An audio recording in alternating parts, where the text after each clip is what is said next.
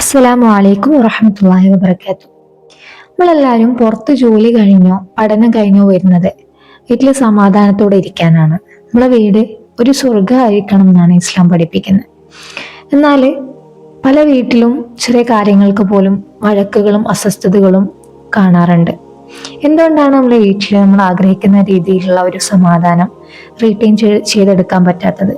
എങ്ങനെ നമ്മളെ വീട്ടിനെ അള്ളാഹുവിന്റെ റഹ്മത്തുള്ള ഒരു ഇടമാക്കി മാറ്റാൻ പറ്റും? ഇന്നത്തെ വീഡിയോയിൽ നമ്മൾ സംസാരിക്കാൻ പോകുന്നത് ഇതിനെക്കുറിച്ചാണ്. ഇൻഷാ അല്ലാഹ്.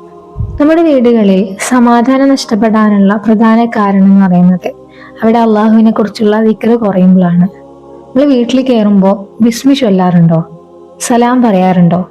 റസൂൽ സ്വല്ലല്ലാഹു അലൈഹി വസല്ലം തങ്ങൾ പഠിപ്പിച്ചത്, ഒരാൾ ബിസ്മി ചൊല്ലി വീട്ടിൽ കയറിയാൽ ഷെയ്ത്താനിന്റെ കൂട്ടാളികളോട് പറയും, നിങ്ങൾക്ക് ഇന്നിവിടെ താമസിക്കാൻ ഭക്ഷണമോ പാർപ്പിടമോ ഇല്ല എന്ന്. അതുപോലെ തന്നെ അനാവശ്യമായിട്ടുള്ള വഴക്കുകള്, ഉച്ചത്തിലുള്ള സംസാരങ്ങൾ, സിനിമയോ മറ്റു മോശമായിട്ടുള്ള കാര്യങ്ങൾ എപ്പോഴും ടി വിയിൽ ഇങ്ങനെ ഓടിക്കൊണ്ടിരിക്കുന്നത്, ഇതൊക്കെ വീടിന്റെ ബറക്കത്ത് കളയുന്ന കാര്യങ്ങളാണ്. അലൈഹി വസല്ലം തങ്ങള് പറയുന്നുണ്ട്, ലാ തജഅലു ബുയൂതക്കും മഖാബിർ ഇന്ന ശൈത്വാന യൻഫിറു മിനൽ ബൈത്തില്ലദി തുഖറഉ ഫീഹി സൂറത്തുൽ ബഖറ. നിങ്ങളുടെ വീടുകളെ നിങ്ങൾ ഖബർസ്ഥാനുകളാക്കരുത്. അതുപോലെ നമ്മൾ വീട്ടിൽ ഖുർആൻ പാരായണം നടക്കുന്നുണ്ടോ എന്ന് നമ്മൾ ശ്രദ്ധിക്കണം. പ്രത്യേകിച്ച് സൂറത്തുൽ ബഖറ ഓതുന്ന വീടുകളിൽ നിന്ന് ശൈത്വാൻ ഓടിപ്പോകുമെന്നാണ് ഈ ഹദീസ് പറയുന്നത്. ദിവസവും കുറച്ച് സമയമെങ്കിലും വീട്ടിലെല്ലാവരും കൂടി ഇരുന്ന് ഖുർആൻ ഓതുന്ന ഒരു ശീലം ഉണ്ടാക്കിയെടുത്താൽ ആ വീട്ടിൽ മലക്കുകളുടെ സാന്നിധ്യവും അള്ളാഹുവിന്റെ തൃപ്തിയും ഉണ്ടാവും. വീട്ടിലെ സമാധാനം എന്ന് പറയുന്നത് വെറും പ്രാർത്ഥന കൊണ്ട് മാത്രം ഉണ്ടാവേണ്ട ഒന്നല്ല. നമ്മളെ പെരുമാറ്റവും അതിലൊരു ഇമ്പോർട്ടൻ്റ് ആയ കാര്യമാണ്.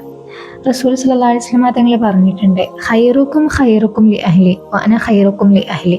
നിങ്ങളിൽ ഏറ്റവും ഉത്തമൻ തൻ്റെ കുടുംബത്തോട് ഏറ്റവും നന്നായി പെരുമാറുന്നവനാണ്, ഞാൻ എൻ്റെ കുടുംബത്തോട് ഏറ്റവും നന്നായി പെരുമാറുന്നവനുമാണ്.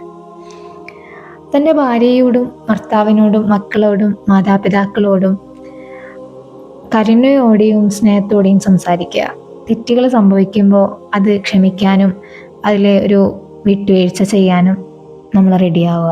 സ്നേഹമുള്ള ഒരു അന്തരീക്ഷം ഉണ്ടെങ്കിൽ മാത്രമേ അവിടെ അള്ളാഹുവിൻ്റെ റഹ്മത്ത് ഉണ്ടാവുകയുള്ളൂ.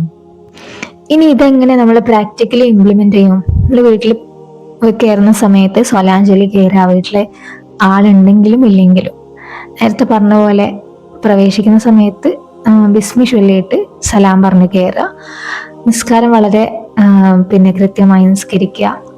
പിന്നെ മൊബൈലൊക്കെ മാറ്റി വെക്കുക. നമ്മളെ ഫാമിലി ടൈം എന്ന് പറയുന്നത് വളരെ പ്രീഷ്യസ് ആയിട്ടുള്ള ടൈമാണ്. ആ ടൈമിൽ വീട്ടിലെത്തിയാൽ കുറച്ച് സമയം ഫാമിലി ആയിട്ട് സ്പെൻഡ് ചെയ്യുക, എല്ലാവരും ഒന്നിച്ചിരുന്ന് ഭക്ഷണം കഴിക്കുക. ഇതൊക്കെയാണ് അള്ളാഹുവിൻ്റെ തൃപ്തിയും റഹ്മത്തും ഇറങ്ങുന്ന നല്ലൊരു വീടായിട്ട് നമ്മളെ വീട് മാറട്ടെ.